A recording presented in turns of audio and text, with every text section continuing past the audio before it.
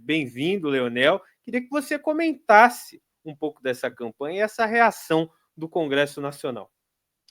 Bom, boa tarde, Yuri, Carlito, Luiz, todos os nossos companheiros aí da audiência da Fórum. Muito obrigado pelo convite. E, de fato, eu tenho muito receio quando o Congresso se propõe a regular ou regulamentar qualquer questão com esse Congresso que nós temos aí nesse momento. Mas é interessante que até então a defesa deles era por regulamentação alguma das redes sociais, e a partir do momento em que existe uma subversão dessa estratégia da extrema-direita, do fascismo, de domínio e monopólio praticamente do discurso nas redes sociais, eles trazem à tona essa proposta novamente de regulamentação. Mas a pesquisa, inclusive, saiu pesquisa agora demonstrando que a população tem mais confiança que o STF faça a regulamentação das redes sociais do que o Congresso Nacional. E eu sou da mesma tese, por incrível que pareça, sou da mesma tese. Eu, como parlamentar, claro, deputado estadual, mas eu sou da mesma tese que a população, porque eu não acredito que. Porque eu não estou falando aqui que a regulamentação das redes sociais tenha que ter um viés de esquerda ou um viés de direita, mas conhecendo a forma como essa extrema-direita atua, se utilizando principalmente das redes sociais para propagar fake news, para tentar ganhar narrativas, nós sabemos que não virá nada de bom a partir desse momento. Nós tínhamos um projeto muito robusto do Orlando e que infelizmente foi derrotado, né? Mas agora voltamos ao debate e vamos ver onde é que a gente vai parar com isso aí. Carlito, eu sei que você tem que ir embora daqui a pouco. Você manda uma pergunta aí pro Leonel, aproveita. Mande sim, inclusive Leonel Rádio, meu amigo de longa data, já veio aqui em Aracaju, já nos encontramos também Já ganhei pessoalmente. presente do Carlito. Né? Encontramos aqui pessoalmente, tive o prazer de conhecer meu amigo Léo aqui, quando ele veio visitar Aracaju. O que eu quero entender, e eu vou perguntar isso pro Léo também, mas é só uma coisa. Vamos lá, eles vão regulamentar a internet. Mas os vídeos de IA que estão sendo feitos estão trazendo alguma mentira, desinformação, está sendo cometido algum crime, né? Ou, por exemplo, alguém está escondido por trás desses perfis? Não, os perfis diferentes dos perfis dos pavões misteriosos da vida por aí, os perfis lá são identificados, né? Inclusive, é só pedir a rede social para identificar o e-mail de quem criou o perfil, qual que é o nome da pessoa que criou o perfil. Os perfis são públicos. E, para tristeza de muita gente, viu, Azenha? Não tem financiamento do governo, não tem financiamento do PT, não tem financiamento de ninguém. São iniciativas populares, onde o povo basicamente exige que a lei seja cumprida. Eu queria saber como é que o Léo enfrenta isso lá no Rio Grande do Sul, porque algumas assembleias legislativas de alguns estados, por exemplo, Léo, não têm permitido mais que parlamentares monetizem conteúdos da sua atuação na Câmara ou na Assembleia nas redes sociais. Porque a gente tinha, por exemplo, no Rio de Janeiro, o Gabriel Monteiro montava a equipe do gabinete dele com recurso público, fazia os vídeos para a internet, subia esse vídeo e monetizava.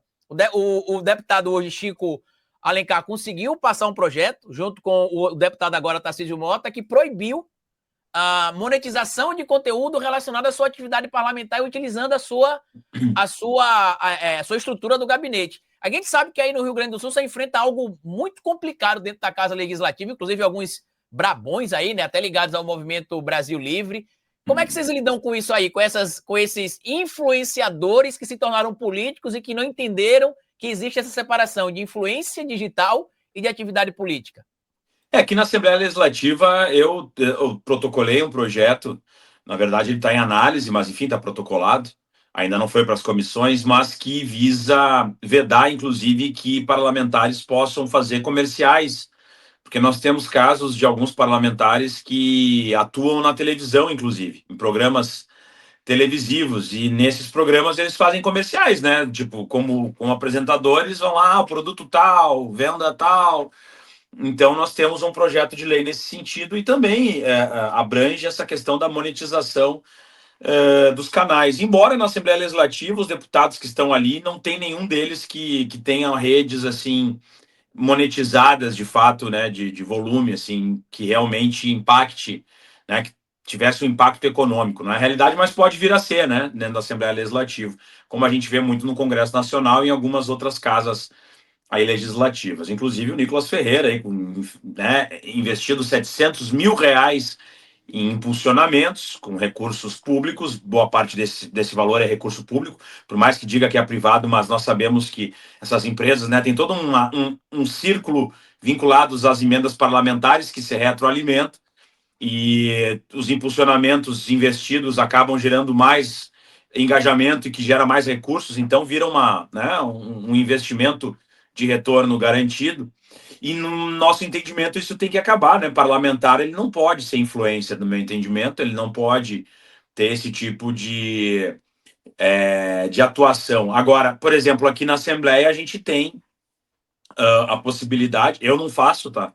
Mas a Assembleia tem a possibilidade de impulsionamento de publicações das redes sociais. Então, tu postou algo, tu tem a possibilidade de impulsionar. Mas é claro, tem regras que são regras no sentido de que tu só pode impulsionar aquilo que tenha relação com o mandato, no sentido de realizações ou falas de tribuna, mas nunca de pontos negativos, né? De ataques ou de informações que não tenham relação, por exemplo, com o mandato. Então, quer dizer, ainda por mais que tenha a possibilidade de impulsionamento, ainda é dentro de determinadas normas da Assembleia que permitem um certo controle e uma certa ética em relação a isso.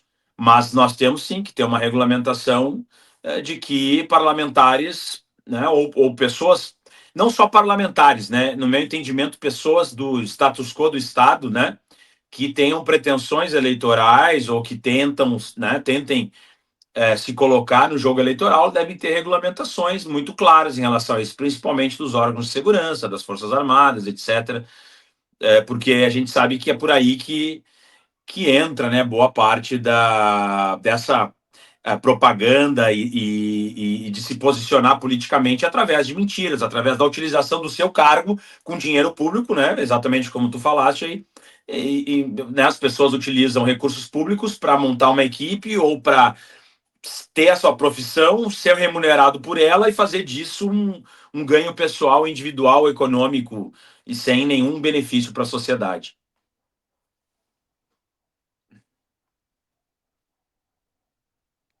Tá sem som, Zinha. Tá fechado. Aí, agora abriu. Ô, Leonel, eu queria lhe fazer uma pergunta que está relacionada ao seguinte. Ontem, o velho da Havan, não sei se foi ontem ou anteontem, mas ele voltou àquela velha história, Leonel, de que, olha, se taxar os ricos, eles vão embora do Brasil. Ele fez uma previsão de que os ricos fugiriam do Brasil. Deu até um número, né, Yuri? Foram 2.500 que ele falou que fugiriam, né? O velho da Havan. E aí foi muito curioso, viu, Leonel, porque o Vladimir Safatli, professor Vladimir Safatli, ele foi a um podcast ontem que chama Critique, e ele falou, não vai ter fuga de rico nenhum. E aí ele explicou, vamos ver o vídeo, que é aí que eu queria que você comentasse, Leonel, em cima do vídeo. Eu ia já falar, isso aí, vamos lá. Vamos lá. Eles vão fugir para onde exatamente? Porque assim, o Brasil, o máximo de imposto de renda que você paga é 27%. Os Estados Unidos é 31%. A Alemanha é 50%. Né? E que a Inglaterra, pátria do liberalismo, é 50%. Para onde é que eles vão? Eu não tenho ideia para onde é que eles vão. Não tem, sei lá, Liechtenstein, mas eles não conseguem. Não vou botar todo mundo em Liechtenstein, eles não vão ter espaço. Entendeu? Então, assim, é simplesmente uma chantagem que eles fazem. É uma chantagem. Eles não têm alternativa. E mais do que isso, tudo bem, você tira seus investimentos, você tira as empresas, e aí? Você vai abrir mão do mercado com o brasileiro? O Brasil não é Andorra. O maior respeito que tem por Andorra, mas não é Andorra, sabe? Não é Andorra, não é Luxemburgo. O Brasil tem 210 milhões de pessoas, é o segundo mercado em várias coisas. Então, ou seja, você tem todas as possibilidades de operar efetivamente um tipo de política mais agressiva, né, para você conseguir criar situações de menos que não favoreçam tanto a uma classe que, no final das contas, produz muito pouco, na verdade. A parte de uma outra pessoa que você poderia lembrar, quer dizer, é uma classe de rentistas e de herdeiros. A classe brasileira é um exemplo clássico nesse sentido. Então, acho assim, eu não tenho medo deles. Você tem medo de alguém fugir daqui, Leonel? Nenhum medo, não tenho receio nenhum. Eu acho que o Safatli, ele disse o que é a realidade. Né? Tu vai tirar e vai colocar onde? Né? Tu vai para onde? Tá, tem paraísos fiscais, mas daí isso não te permite produzir, digamos, né? Fazer o teu. Tu faz as tuas aplicações, mas não permite com que tu tenha um mercado real, assim, né? Todos os outros países que têm o mínimo de mercado, que possibilitam o empreendimento de seguir em frente, cobram sobre lucros e dividendos um valor muito superior ao que está sendo proposto. No pior dos mundos aqui, digamos, da reforma, da taxação dos super ricos, é um terço da média. Se for observar, a média geralmente ela gira em torno de 30%. 29%, 30%, tem alguns lugares que vão a mais, mas a média é 30%, né, dos lucros e dividendos. A Noruega, inclusive, cobra, mesmo que não exista lucro e dividendo, pelo simples fato de ter aplicado, tu paga 1%, além dos 30%, se eu não me engano, 1%, só por estar nessa função de recursos aplicados. Não foi gerado. Então, no meu entendimento, essa falácia aí, ela cai já nos primeiros segundos. Até porque, como bem falou o Safatli, alguém vai abrir mão do mercado de 214 milhões, né, de consumidores aí? Impossível, né? É um mercado que é muito... E outro mercado aquecido nesse momento, por exemplo, nós temos aí Opa, eu acho aumento que da... travou o Leonel, gente. Travou agora. Mas tava funcionando, tava aparecendo ele aqui, mas agora realmente travou. Vamos ver. Voltei? Agora voltou. Voltei. Quem travou foi o Azen agora, mas vamos embora, Léo. Aí, voltei. Voltei também. Então, nós temos essa situação em que nós temos um aumento do poder de compra do brasileiro, nós temos o maior salário mínimo da história, o maior poder aquisitivo da massa assalariada, a menor taxa de desemprego, nós temos um crescimento expansivo do nosso PIB, né, do Produto Interno Bruto, e a partir desse crescimento do PIB, isso demonstra que as pessoas estão consumindo mais. Nós temos aí o varejo crescendo 3% no último semestre, o Brasil ali com o real entre as moedas mais valorizadas do mundo. Então, quer dizer, é um mercado super aquecido, um mercado com alto potencial econômico e que tem gerado lucros exorbitantes, né, para o varejo. Então, quer dizer, e tem pesquisas, inclusive, da USP, e que não é só da USP, mas a USP também fez essa pesquisa que demonstra, né, que a taxação das grandes fortunas é capaz de aumentar em 2 a 3% o PIB no primeiro momento ali, já que isso é implementado, né, por fazer esse recurso voltar e girar na roda da economia, né, não fica no rentismo puro e simples restrito a um determinado grupo, né, que não faz aquele capital ser reinvestido, entende? E criar novas matrizes ou ampliação de postos de trabalho. É isso que as pessoas têm que entender, né? O rentismo ele fica gerando recursos, mas que para a sociedade não tem impacto positivo nenhum, porque é diferente, por exemplo, né, de tu fazer um investimento numa nova matriz produtiva, numa nova, vamos chamar assim, né, estabelecer uma nova indústria. Então tu faz um investimento, aquilo no longo prazo ele vai te gerar, né, um retorno daquele investimento,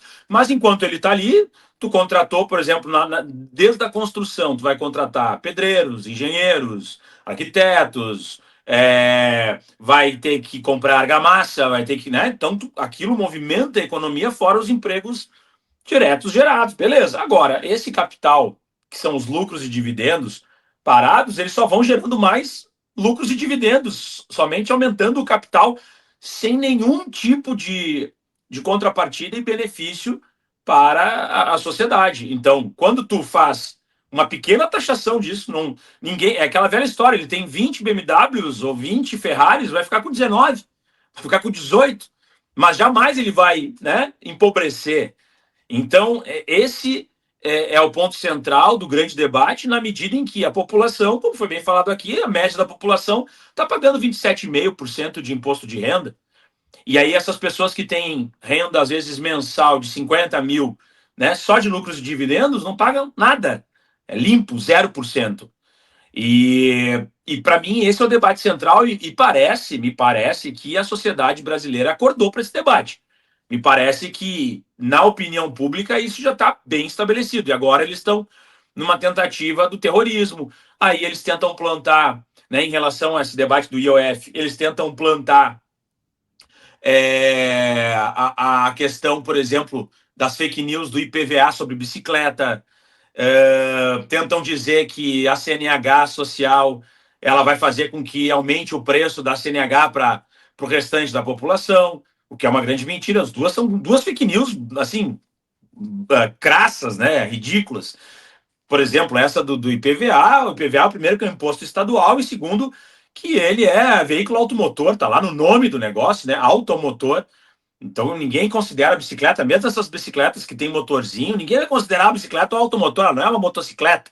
Então, e aí a CNH social, agora o debate é que, via de regra, essas fake news, aí tu vê que está muito articulada, mas elas estão vindo pelo Pânico, né, por esses programas da Jovem Pan. Mas essa da CNH, agora o argumento é, ele vai dar CNH, vai aumentar o preço para todo mundo, e o que adianta tu dar uma CNH para quem não dirige, né? Não tem carro, como se somente quem tivesse carro precisasse de CNH, como se nós não tivéssemos aí aluguel de motocicletas para o iFood, né, que eles gostam tanto, não tivesse tanto Uber para fazer, né, de carros alugados, enfim, motoristas de carro. Empregos que exigem, né, Léo, também, que tem vários empregos. Né? Exigem, por exemplo, vai fazer um concurso público, tu tem que ter a CNH, tu vai trabalhar na indústria farmacêutica, tu tem que ter CNH. Então, são questões assim que tu vê que nitidamente existe uma elite econômica brasileira que quer que a população passe dificuldades. É aquela velha história, 99% versus 1%. E nós estamos do lado dos 99%.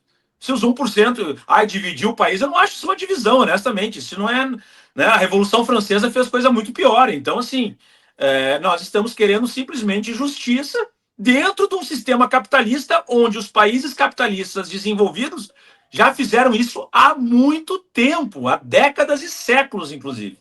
Ô, deputado, deixa eu só te interromper para dar um abraço para o Carlito, que está indo nessa, ele está corrido aí com o tempo, tem que ir lá para a rádio. Carlito, um abraço, muito obrigado pela presença. Eu vou sair, Yuri, mas antes eu preciso deixar uma frase para o Léo, porque é um conterrâneo dele, né, que é o Bibo Nunes, que eu acho que o que reflete muito bem essa elite política, né? Descobri em 2021 que o Bibo Nunes gastava dinheiro de cota parlamentar para alugar BMW.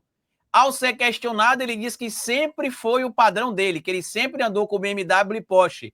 E que quem não gostar, que vai enxugar gelo. Então, essa é a minha mensagem para me despedir aqui. Até mais, gente. Tchau. Um abraço, Carlito. Valeu, Carlito. Que baita frase. Assim, motivadora, né? Me deixou muito feliz com o meu conterrâneo. Obrigado pela deferência. Ô, Leonel, eu queria que você repercutisse um pouquinho essa insistência do Trump de se meter aqui no julgamento. Você acha que ele vai acabar beneficiando o Bolsonaro? Aliás, vou trazer o vídeo do Lula, né? Você sabe, Leonel, você sabe, Yuri. Acabou os BRICS e o presidente e o primeiro-ministro da Índia, o Narendra Modi, ficou no Brasil para uma visita oficial. E aí o Lula voltou a falar no tema dos ataques ao BRICS que o Trump tem feito.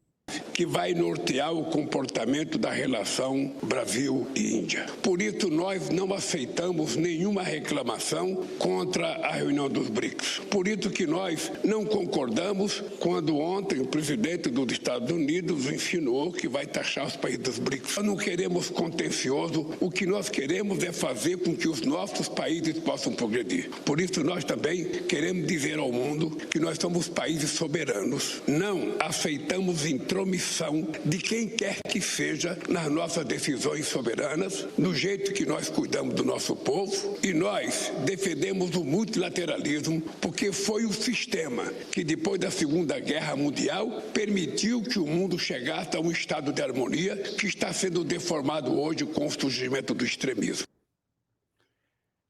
Como que você vê esse apoio explícito do Trump ao Bolsonaro? Acho que favorece a esquerda. O que você está achando desse posicionamento do Trump, Leonel? Eu acredito que ele seja limitado a mobilizar a base social da extrema-direita fascista. E explico bem claramente, não que ele tenha qualquer tipo de interesse